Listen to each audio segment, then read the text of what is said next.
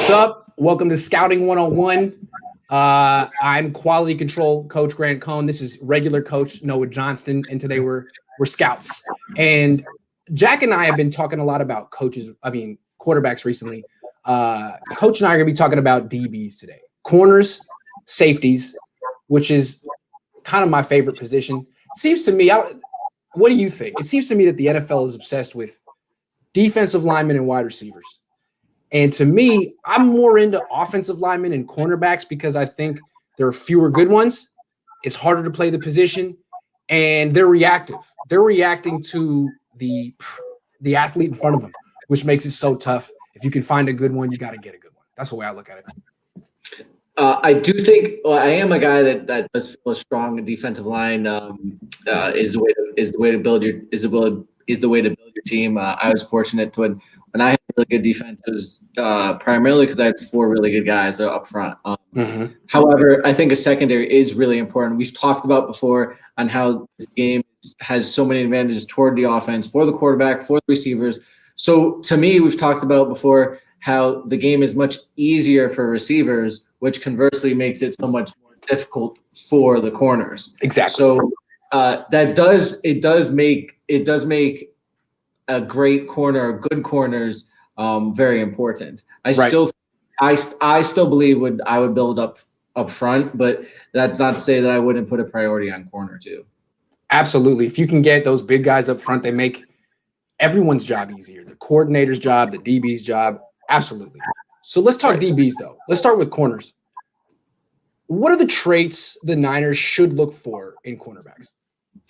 Okay, so I think where the league is going right now is before. I think if you looked at corners, you didn't see as many of these big corners before. If you looked in forever, like when you saw the 6'1" or the 6 foot guy, like wow, that's a big corner. Like that guy, if he could run, he would fly up boards because he was just a big corner. Now, if you look in this draft, there's a ton of size in this draft. You're talking about corners, so I think talking about size. But first and foremost, I would actually say the one position where I think speed is not rated is corner. Agreed. Because in the NFL, you're going to get beat at the corner position, and you're going to need the speed. That's the only way you're going to be able to recover from it. You're going to need speed to do so. So I think speed, change of direction. So change of direction, you're talking about that's agility, but this being talked about a lot, but it's agility and reaction time. Because it's not just, remember, when you're playing corner, it's not the same. We're not talking about the same change of direction as you're playing as an offensive position, because that's right. You know where this person is going. So it's not only with my body's ability to change direction, but how fast can I see it and then react to it? Right. Okay? So I think change of direction is a big thing. Yeah. And so then I think then you have to look at coverage and how he's playing within the scheme. Okay, so did he get beat because he's supposed to get beat because the safety is supposed to have his responsibility, or did he get beat because he blew something? Mm-hmm. So you have to look at don't just look at the corner itself, but you have to look at what is being played at the moment. Because I mean, remember that play we all looked at and we're like, Sherman blew it, and then Sherman was like, no, that was I think was it or someone else's responsibility. So you have to look at what they're doing within the scheme. I think in any defensive position, his eyes. I would look at what is he looking at? Okay, especially in zone coverage. Zone, yes. Even in man. If it's man coverage, you should be looking at his man. You shouldn't be looking at the quarterback. Correct. Yeah, right. So you got to be looking at the eyes one way or another. That's good. Right. So and if we talk about other positions, we'll talk about this a lot because I'm a guys guy. I think eyes are the most important thing for a defender. So I'm looking at where is his eyes. If I can see it on tape, then I'm looking at that. And then I think to me, then tackling and ball skills are I put them kind of further down on the list because honestly, a corner doesn't really get his hands on the balls a lot. It's more important to me where his body's going to position to deny the pass from even being thrown than can he pull this interception off? And then I think you're talking about the mental aspect of it is the resolve of the position. You have to be in this position. We've talked about it before at the beginning of this list. Is you're going to get beat. What's your resolve level to when you do get beat? How are you going to react? Akello, right? Akello. Yeah, I'm always my catchers. I'm telling my DBs. I always say stay frosty. I don't when I coach DBs up. I want them level headed.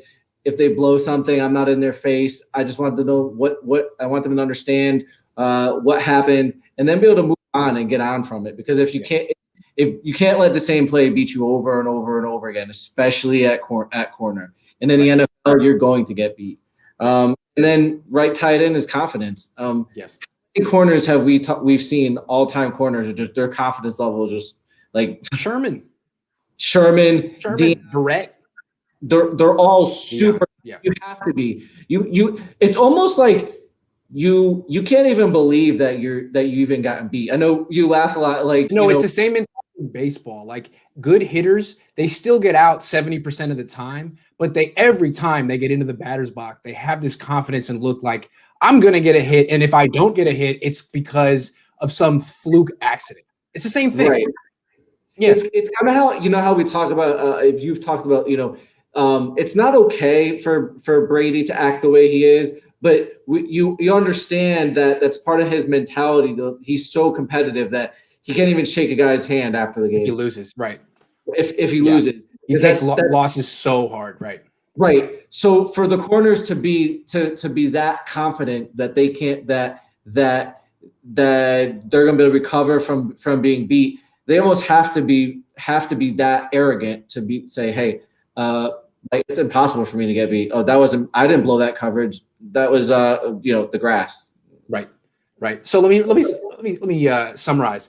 We're talking you want size, you want speed, you want change of direction. Basically, you need a premium athlete. You can't sacrifice anywhere in terms of size, quickness, explosion. You can't sacrifice because otherwise there's just certain wide receivers you can't match up with. Mention it from watching these guys in training camp. I don't have scouting experience, but I have a lot of training camp watching experience. You need to see how they cover man-to-man, one-on-one. Same thing with wide receivers. You can have a guy who has the side speed, 3-cone, 20-yard shuttle. He checks the boxes. AJ Jenkins is one. And dude just can't get open. Or a corner, he just can't cover man-to-man. So it's the kind of thing that's really easy to see. Can you cover man-to-man or not? Agreed, but even in man-to-man, there's certain level of. I'm not a big one-on-one person because I think there's ways you can use as a corner the leverage of the defense because not all man-to-man is zero coverage, which is you're just right. Of course, you don't have any help. Yeah. So I think I like if you're gonna run man-to-man drills for me particularly, I would still run it within the scheme of a full. I see what you're saying. There because if you have safety help, you should be forcing the guy out. You should be able to play inside. Playing inside leverage. Yep. Right. So I think there's still that. I mean, if a guy. That being said, if a guy is locking down, in one-on-ones, he's probably really really good because it's for a receiver to run the whole route, be able to run the whole route tree, and him to lock the receiver down, especially the good one. And I'm not there in practice, but is he doing it against or is he doing it against the River Craycraft? Right. And that's the thing. Those drills are set up for the receiver to win. He can run triple moves. There's no safety help. Whatever. If a wide receiver can't win in that context, I'm alarmed. That was AJ Jenkins. He couldn't beat anyone. And if a corner can win in that context, I'm impressed. That's all I'm saying. I'm impressed. Yeah. Well, 100%. You should be. If a corner is locking down, especially guys you think are going to be there, guys that are going to be on the field, that would be impressive and to be a guy that I would like. Oh, yeah, good. And again, those are the kind of things you can see at the Senior Bowl. Those are the kind of things you can see on the All-22. It's helpful to have those things. Let me look at the other. Let me ask you the other side of the coin here. And I think we referenced it a little bit, but what traits do you think are overrated when scouting cornerbacks? I just kind of said it before. I think tackling and ball skills. To me, ball skills. ball skills are rarely, how often does a DB really get his hands on the ball? To me, the body positioning and all that to me is way more important. And I'm always looking at, to me, when I'm looking at any DB, we're talking about, corners or safeties, I'm looking at his ability to deny rather than his ability to an interception or a turnover. Because how often those things really happen? I'd much rather have a DB that is not going to give up touchdowns than is going to get me a bunch of picks. What you want from your corner is to have the quarterback be like, yeah, I'm going to throw over here. Yeah, I'm not going over there. Remember, his son is in this draft, but I always remember this player in particular. Remember Asante Samuel? Yes. He had a bunch of picks, but he would blow. He was a gambler. He would be so aggressive that he would get so many touchdowns scored on him because he was way too aggressive. I don't want that DB. No. I'd rather have less picks and less touchdowns. Yep, that's right. So I'm going to say ball skills, and especially now in this game now where how much your corner's not going to be involved in tackling. It's nice to have, but you don't really need it. The thing about ball skills, I think if you're going to run like a ton of zone coverage, it's more important. If you're asking your DBs to have eyes on the quarterback all the time, it's something you want. And I think it's one of the things that made Richard Sherman so great as a zone corner. Right. I think that his wide receiver background. Yeah. I was going to talk about this too, but I think the thing that made Richard great is his ability for his mind to be able to talk to his body and process it, because we talk about his intelligence, okay, but it's one thing if you're playing corner and that you have inside safety help, but how many times do you see a DB fall for a move that he shouldn't fall for? You're like, oh well, he knows he has inside help, but why is he falling for an inside move and letting the guy go out there?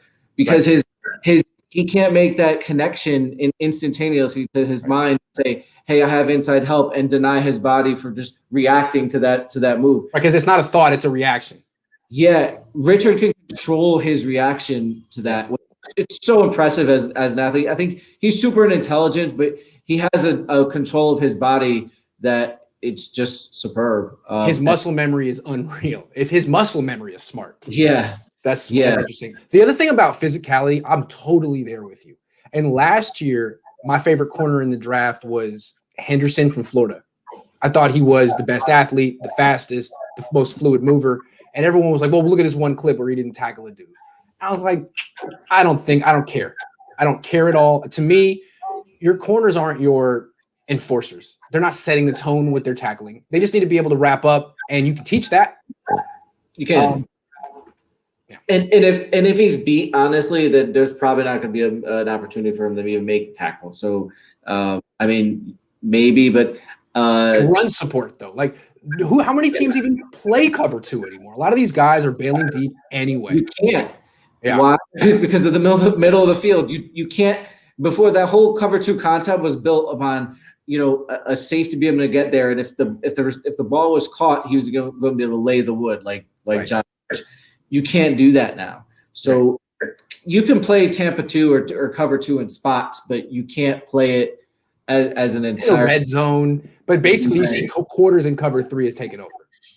Right, quarters, cover 3, and when it's cover 2, it's palms. So it's a match coverage where you're actually just reading the leverage of the route of the receiver, and you're playing off of that. So that's really the cover 2 in today's game. It's a palms coverage. Okay. Let's go to the safeties. What traits should the Niners look for in safeties? So safeties, you're talking about. To me, I'm going to put change of direction at the top. You're gonna need that reaction time for receivers coming out of their breaks. Acceleration. I put this ahead of speed. You've got a receiver coming at you, and that receiver is probably going to be at their top end speed because they've got 10 to 15 yards a head start. So you're going to need to get to once you change direction, you're going to need to get to your top end speed ASAP to cover vertical routes. Then you have your speed, which we talked about with corners. Although I put it down on the list because you do have a cushion. And size because you're covering tight. You're probably going to be involved in covering tight end. Size certainly helps, but I'd put those other traits ahead of that. How they play in coverage in the scheme. Okay, so we talked about with corners. How do they play within the coverage? Again, same thing. Whereas his eyes, and then you do need to be able to tackle as a safety because you are going to be involved in more run support.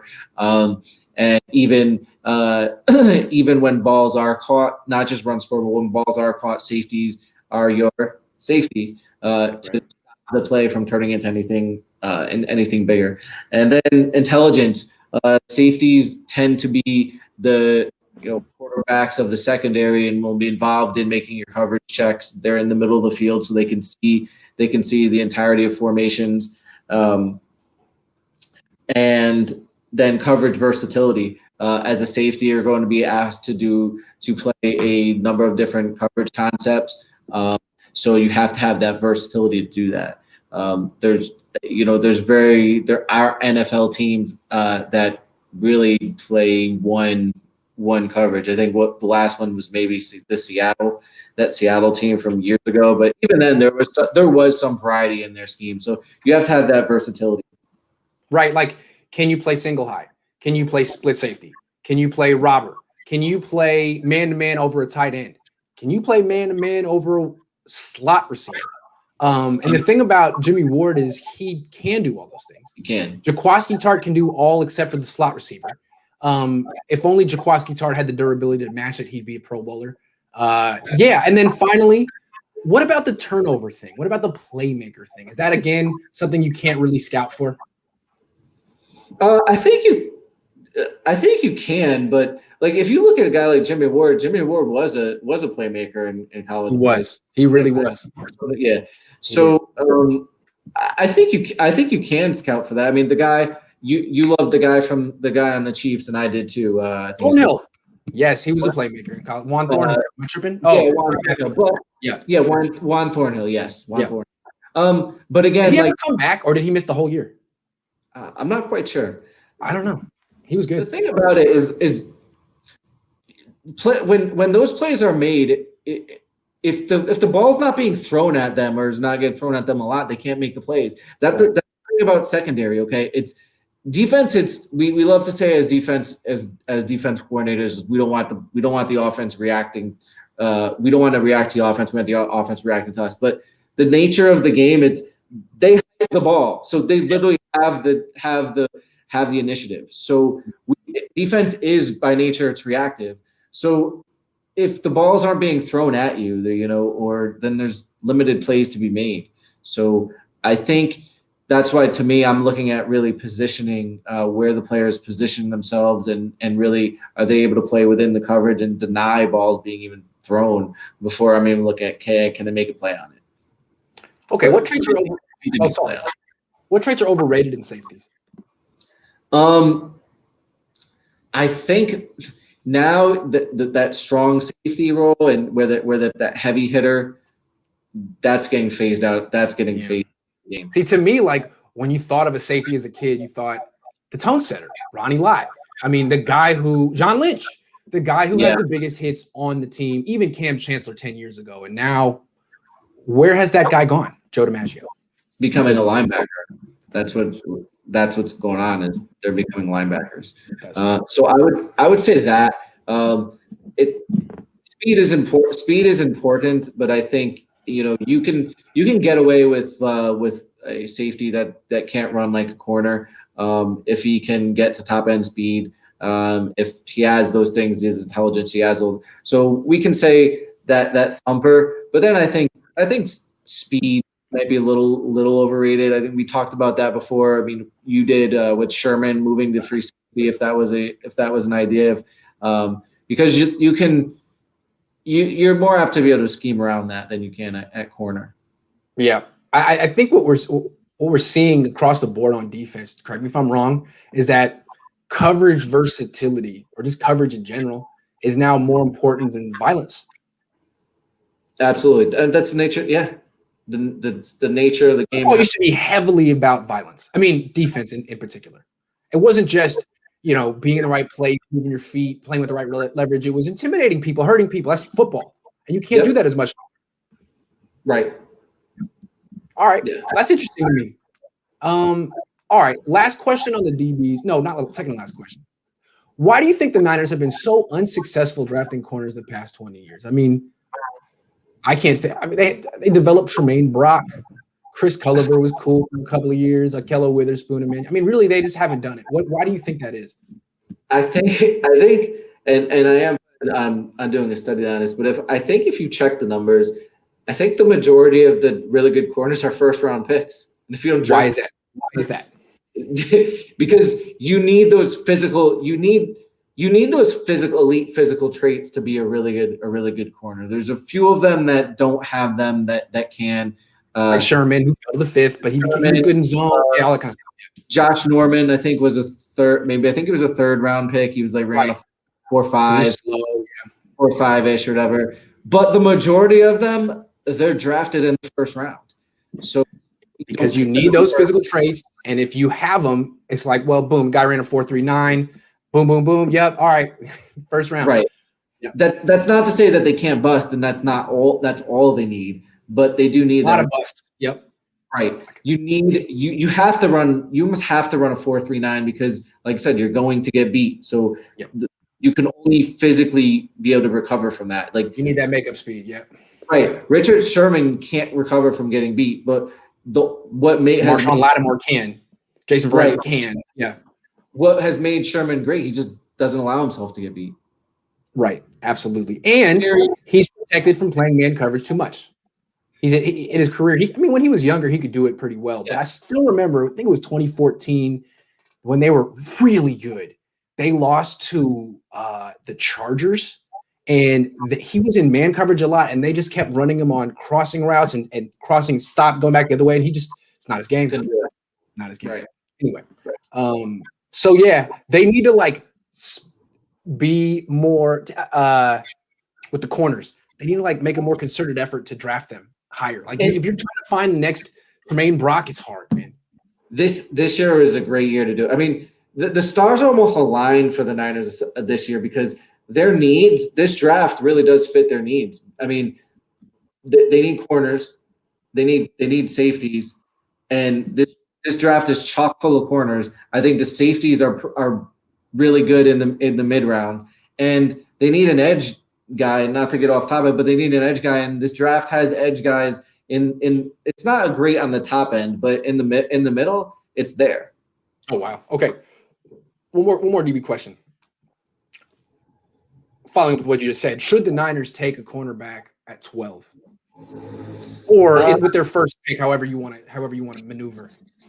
Yeah, I think they need to take one early. To me, the way it's kind of shaping up, what I personally love for the Niners to do at 12 is to be able to trade back and accumulate picks and do it that way. However, that being said, if you've got a guy that you think is an absolute Pro Bowler at 12, I think you take him. But if you have two guys or three guys that are close together on your board and you can trade back and still accumulate more picks and still get a guy that you believe can be a starting corner, then I think you try to do that. But let me put it to you this way: if at 12 or wherever you trade down to 15, 16, if what's available is a cornerback and an offensive tackle who you have graded in pretty close, same grades, same tier, which way you going? What's the bigger need? Corner. Interesting. Is that the DC? Let me. Did they resign Trent Williams or no? If Trent Williams isn't re-signed, then offensive tackle becomes okay for sure. Yeah. Let's say they do re-sign Trent Williams. This is just me pushing Mike McGlinchey to the curb. I still think corner is the bigger need, unless is Penei Sewell there? if Penei no, Sewell, I have a whole scheme to get Penei Sewell, but it involves trading Nick Bosa. D'Amico, we're trading Nick Bosa. Good luck. Sorry, D'Amico. Yeah. Yeah. So no, Penei Sewell's not gonna be there. I don't think so. No, he's not going to be there. But it would be like Rayshawn Slater, who I haven't really watched. Slater, Northwestern. from Northwestern. Yeah. I'm a little concerned about him in pass pro. So, well, that's not the kind of guy you want to replace. It's only they had taken Tristan Wirfs last year. And I think Slater is like 6'3" too. So probably just time to trade Nick Bosa for Sewell. Okay. Let's change topics. I didn't have you on last week, so I haven't been able to ask you about Josh Rosen. My plan is to beef up the offense, get Penei Sewell, get Devontae Smith, and have an absolute all-star team that any quarterback could succeed behind. Is Josh Rosen any quarterback, or is there something wrong with him? Explain to me what you see from Josh. I think it's worth the extension. I don't know that I would feel confident that we're going to the Super Bowl or put all my chips in Josh Rosen. I wouldn't do that either. I wouldn't do that either. However, I would feel better about Josh Rosen than Jimmy Garoppolo because I think Jimmy Garoppolo costs too much. I'd rather roll out with Josh Rosen than go through another year of Jimmy Garoppolo being paid $27 million, and probably not playing the whole year and not playing like a $27 million quarterback. Yeah. But I think rolling with Rosen, there you go. Rolling with Rosen is a good idea. If you have another backup, draft a quarterback. I would draft a quarterback as well. Draft a quarterback. I would bring Bones back as well. I have a whole competition. Yeah. Or sign another veteran, something like that. But no, I don't think he's cheap. And in my estimation, I don't have the Niners going to the Super Bowl next year, anyways. I think this whole rebuild is at least a 2-year process, or reload is a 2-year process. So if you want to roll out there with Rosen, Well, let me ask you this. I mean, it's clear why it didn't work out in Arizona. That team stunk, period. And the coaching staff got fired. He was a rookie. Then he goes to the Dolphins, kind of same situation. But then he goes to Tampa, and he can't beat out Blaine Gabbert, and he goes to the practice squad. So in your opinion, what happened there? It's interesting, but I don't know. It's with Rosen. Maybe those reports about him being a little arrogant were true in the beginning. But I mean, I think that could bode well for his future, because if he could take a step back and fix that and now be all in, he has the physical tools. But now if he's dedicating himself to his craft and putting in the extra time and wanting to be and having that drive to be an NFL quarterback, it could end up working out. With the practice squad stuff, I mean, I don't know what was going on there. I mean, when did he arrive? Did he arrive late in the? I believe so. Yeah. Yep. Yeah. So if he could arrive late, if not had a firm grasp on the playbook. I mean, how much attention when you have Tom Brady on the team? How much attention are you really giving the third? See, to me, what I'm seeing is they're not in the business of developing a project quarterback. They have Tom Brady. They don't have that kind of time and bandwidth. If he wants to hang out and learn from Brady and be on the practice squad, great. But what Brady has always wanted is been a kind of a veteran to be his caddy and help him game plan. And that's Gabbert. Yeah, and really like Hoyer, Gabbert, those kind of guys. When does Brady really not play? He was like hurt. Didn't he? Tore his ACL 1 year. Right. And when you're talking about a guy who's played like 100 years in the NFL, then you're allowed to miss it one season. Right. And so Byron Leftwich, I believe, coached Rosen in 2018 in Arizona, is in Tampa now. I could see him being like, why don't we bring him over and put him on the practice squad and I can continue to work with him. But I don't think Brady is going to allow the Bucs to have one of the spots on the 53-man roster dedicated to a project quarterback. No, Brady wouldn't let that happen. The way LeBron wouldn't let that happen on his team. No projects on my team. No James Wiseman's on my team. Sorry. No. I mean, it's kind of like, why was Aaron Rodgers pissed that they drafted you just spent capital on when you could have spent capital on something that actually helped me. Spend time developing him? No, it's all about making me a Super Bowl champion. I don't have enough. 6 is not enough. I need 7. By the way, it's so great that Tom Brady got another Super Bowl, right? Because things just weren't going his way. He really's had a hard luck life, and I'm glad that finally things turned around for him. Yes. It's like, dude, enough. How many times can you really celebrate this Super Bowl and actually act like it means to you? I mean, and how many people in real life could really be inebriated and throw a trophy from one boat to another and successfully complete that pass? So was he playing it up for the cameras, you think? His stumbling? Or is he just that poised as a passer? Is he just that good? Brady. All right, last topic, and then we can take a couple questions if they have some. What do you think about the Desean Watson stuff? I'm off it. I'm more into the build up the rest of the offense. Don't turn yourself into Seattle or Houston. What do you think about trading a ton of assets for big Desean Watson? It's too much for Watson. I think.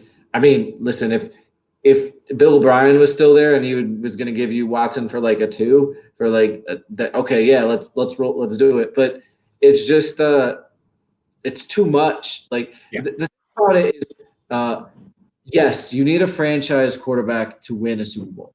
But the thing about it is, when you get to a Super Bowl, that other team usually has a franchise quarterback themselves. So being the difference is the team you can put around the quarterbacks. Right.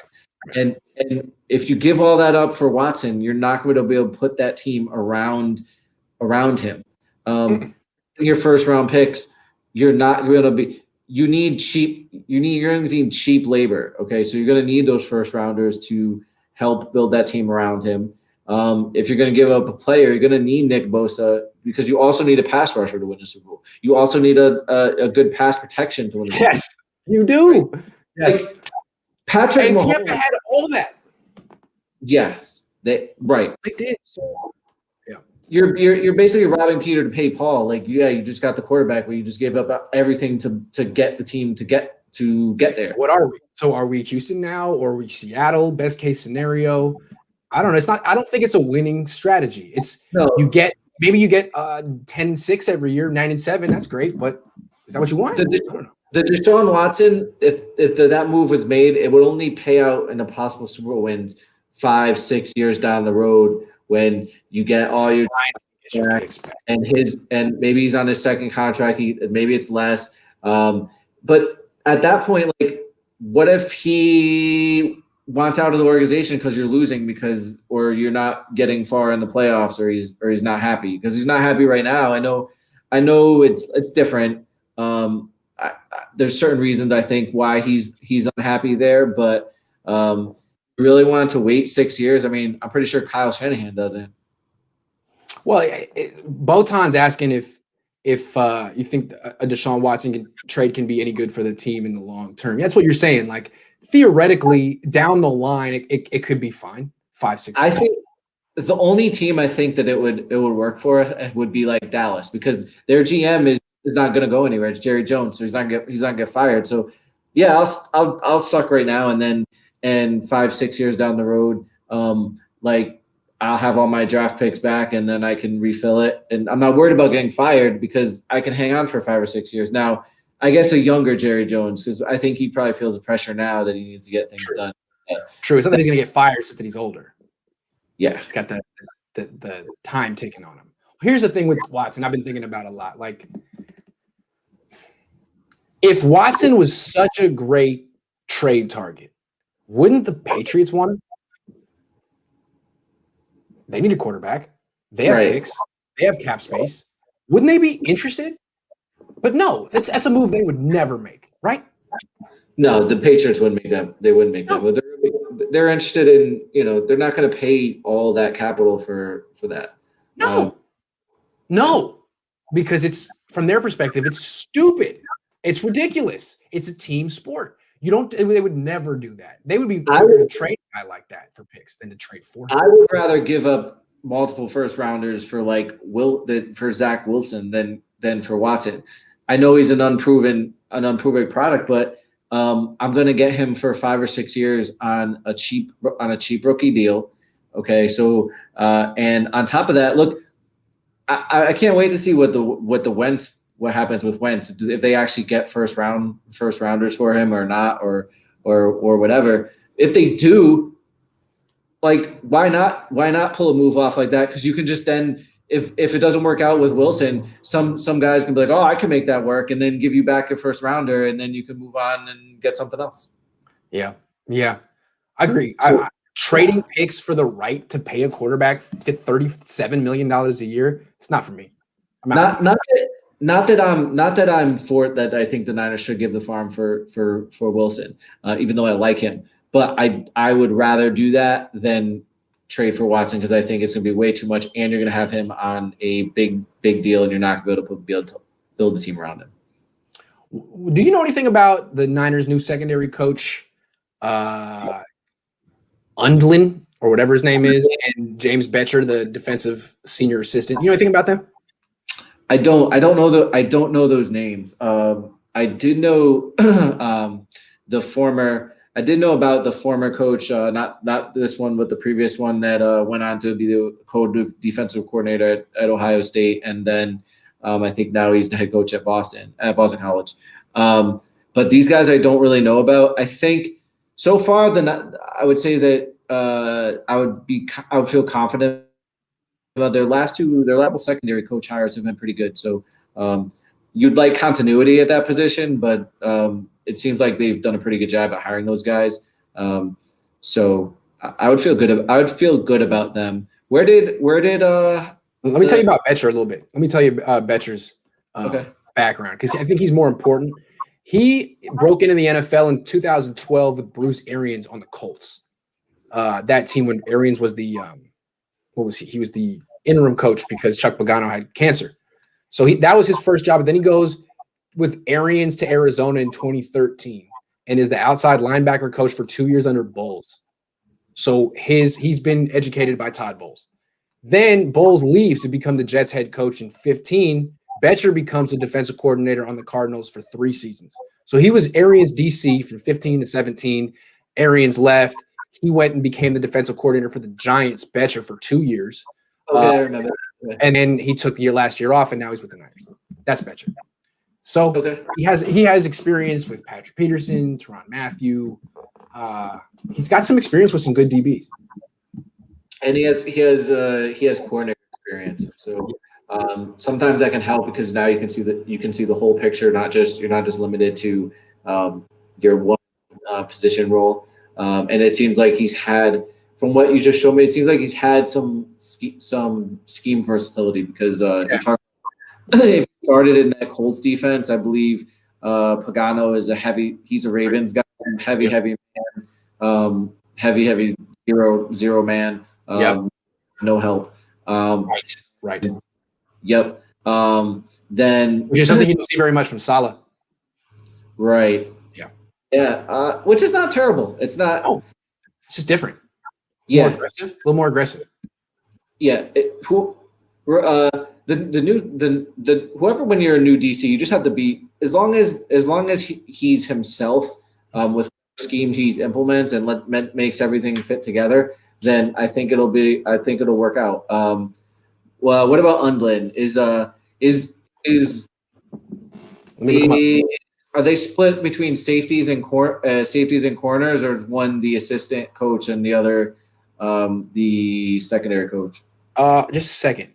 Corey Undlin is the pass game specialist slash secondary coach. He was the Lions defensive coordinator last year under Patricia.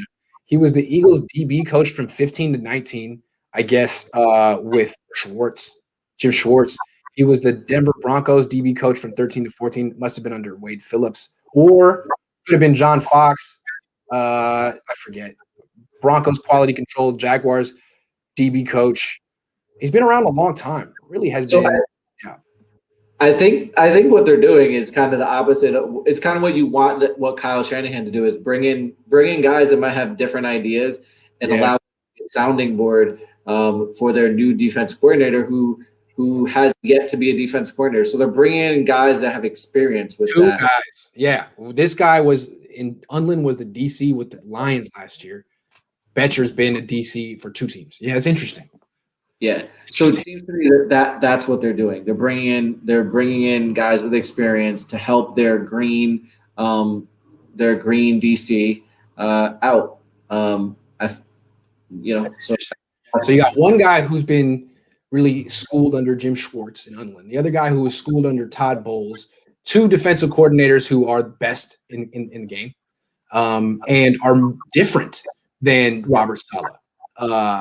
Much more, I don't know. Maybe they're not that different. Just when I think of them as bringing more pressure. Saleh brought a lot of pressure this year. Maybe that's where they want to go with this defense. It might be. Maybe. It might. Where didn't you say that Unland came from Detroit? He came from Schwartz, or he came from? He was in Detroit for 1 year as their DC this year, but he was in Philly from 15 to 19 as their DB coach under Schwartz. I believe. I just wouldn't. I wouldn't expect too much variation from what Saleh did, but right, we'll see. Yeah. Pass game specialist, secondary coach. That's Unland, and Betcher is the senior defensive assistant. So I don't know who has more power or what. Yeah, I think you're going to have to look at, again, I think some of the moves that they're going to make in the offseason are going to kind of give you an idea of what the plan is. Are they going to re-sign Verrett? Are they going to draft the corner? What are the guys that they go and get? What does it look like? Because right now, the only starters that are on the roster are Jimmy Ward. Right. Yeah. I mean, technically Mosley's not even. He's a restricted free agent, right? He hasn't signed his deal. So right now, the only starter that's on the roster is Jimmy Ward. Right. It's true. I mean, Tavares has some experience. Jason Verrett, they should re-sign. Who knows if they will. I'm not a big Tavares Moore guy. I think because of his physical skills, I think he's overrated. I wouldn't count on him. I think they should look to address that position in free agency. Re-sign Tart. It's hard. Like, how many games are you gonna miss? That's another thing. Even if you're talking about Tart comes back on a cheap deal, you still have to have a backup plan for Tart because he always misses games. How many games are you gonna miss? Because then you're back to Tavarius Moore, Marcel Exactly. Harris. Yep, exactly. Marcel Harris seems like a better linebacker than safety to me. And that might be their plan. That might be their plan is to move him to backer. And you can do that now, but if you dress the safety position, you can go ahead and move him to backer. Yeah. Many some pounds, and he would know he has to put on some weight in the offseason, and he can go ahead and do that. Yeah. Eric Price over here saying Philly DBs were so bad. Who'd they have? Oh, they were so bad. They were so bad. Jalen Mills. But you can't judge just because their their Bs are bad doesn't mean the coach is bad. So it's also, what are they? Didn't we just say at the top who spending first round draft picks is important, right? So if you're not spending those picks, you're not giving the coach something to work with, especially in the secondary where you need physical traits. What's he really supposed to do? Let me ask you a question. This corner class, I haven't studied it that deeply yet. If the Niners go offensive tackle in the first and corner in the second, is it a deep class that the Niners could get a corner in the third? Or again, if you're trying to get a good corner, do you really have to spend premium draft capital on it? It depends how the draft plays out, because corners, they can go real fast. I mean, they can run off because all teams need them, right? I mean, you need three really. Four would be great. You need three corners are literally going to start your team, because you have the nickel corner too, and that's pretty much your base defense now. So you're going to need three corners, and those guys are premium guys, and they're going to run off draft boards. I don't know. I would want to try to get a corner in the first 2 rounds. I think if Trent's not there, I would go OT. But again, I think it's one of the easier positions to scout. You see the guy at the combine, he's tall enough, he's fast enough, he's quick enough. Let me turn on the tape. He can cover. Let me see him cover some other first round pick. He can do it. It's not that hard. So if you prove it on tape, if you prove it at the combine, you're gonna be a top 20 pick. You might bust. Maybe you don't work hard when you get to the NFL or whatever, but you're gonna be a top 20 pick. You're not gonna find some super duper athlete at the 80th pick, unless he's Chris Culliver and was playing safety in college, something like that. there's very few guys that are like they run a 4.3 and they're in. Who's this guy who's on the board at 80 who ran a 4.3 and is 200 pounds and 6'1", and it's like, oh wow, everyone just passed on him. No, right.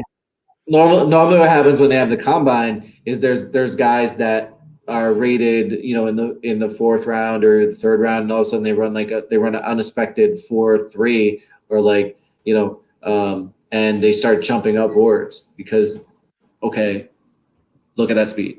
Yeah, but then you turn on the tape and all of a sudden it doesn't match. There was a guy 2013 or something, the same dude from Oklahoma State. He got drafted top 10 by the Browns. I forget his name, but he was one of the more epic busts at cornerback the last 10 years. Do you remember that guy? Let me get him real quick.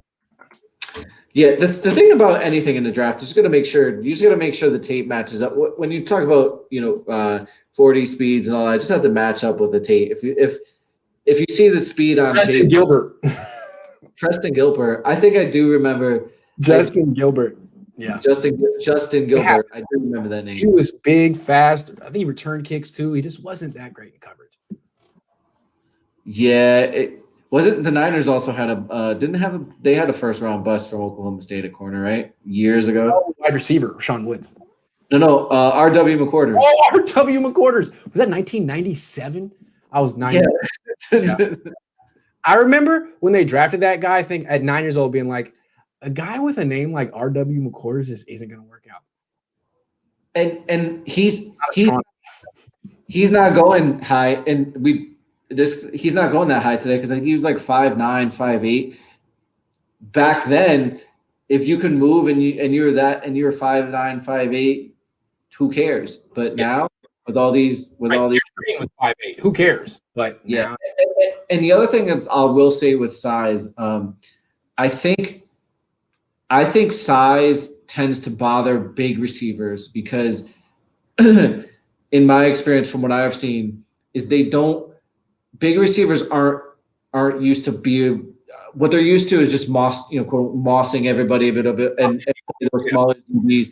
And when they get a guy that can stand up to their size and can stand up to them, it's difficult. They're not refined enough to beat similar size cornerbacks the way like a guy like Antonio Brown is, or Devontae. Right. Yeah. Right.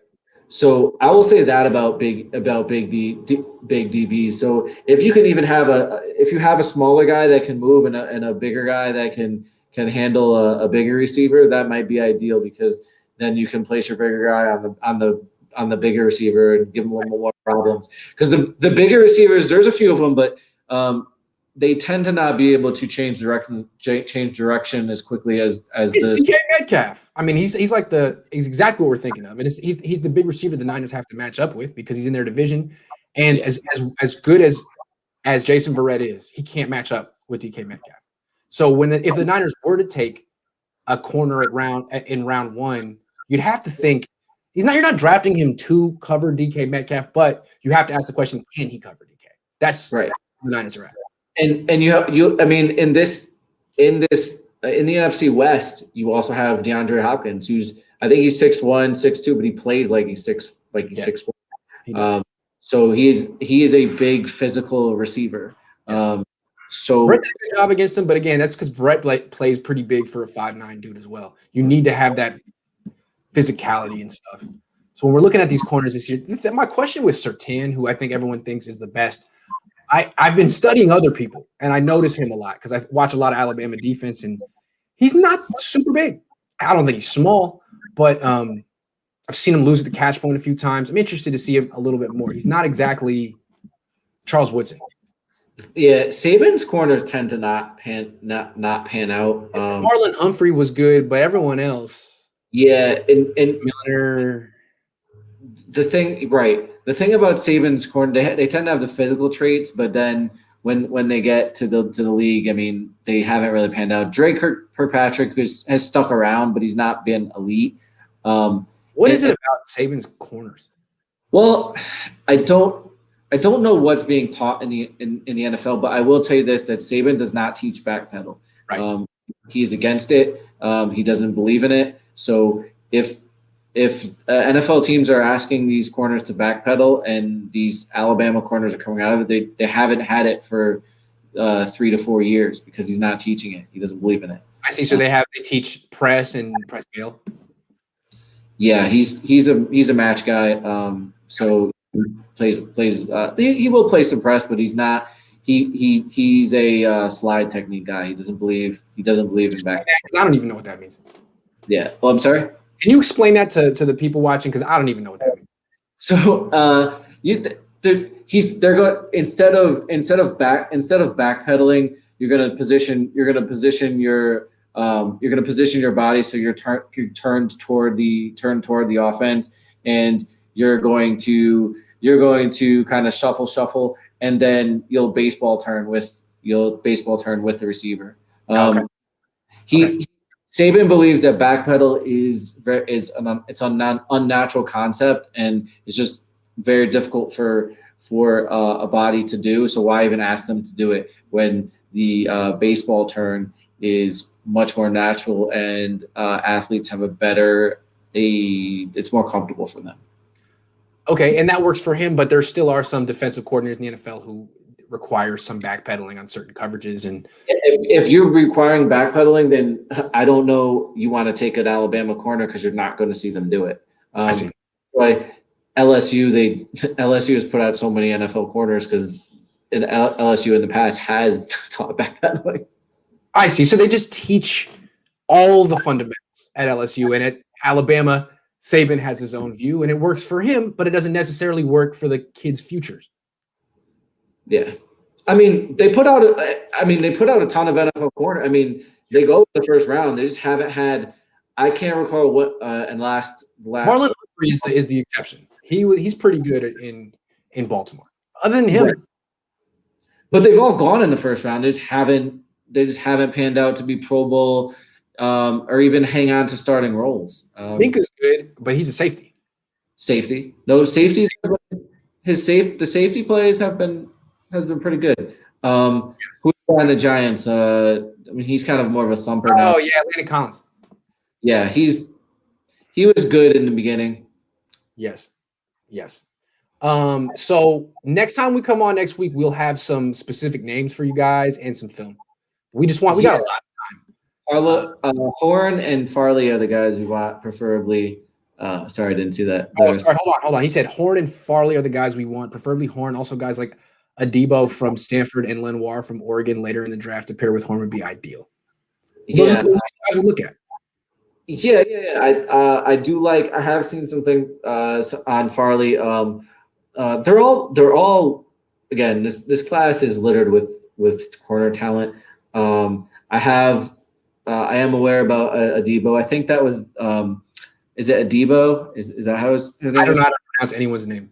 In fact, I take pride in mispronouncing everyone's name. George Kittle's comes to mind. So I don't know. Yeah, when he becomes a three-time Pro Bowler, I'll figure it out. More on that next week. I do. Those are guys. I am right now. I do like Farley, but I don't want to tell you guys my particular ratings without seeing all of them because I think it's unfair to. I haven't watched a second of Farley. All I know is he got hurt, so I'm nervous. Yeah, that's all. So we'll see. I'm sure he looks great on film, but he didn't play this year, right? Yeah. So we'll see. We'll see about that. Coach, I'm gonna let you go. Coach is in a discreet, secret location, having a great time. I want to make sure you have a great day. Thanks for coming on vacation. I appreciate it. No doubt. And next week, if I'm sure you're probably still gonna be there, but if you got some time, we'll do some particular players. Yeah, it sounds good. All right. Thanks for watching, everyone.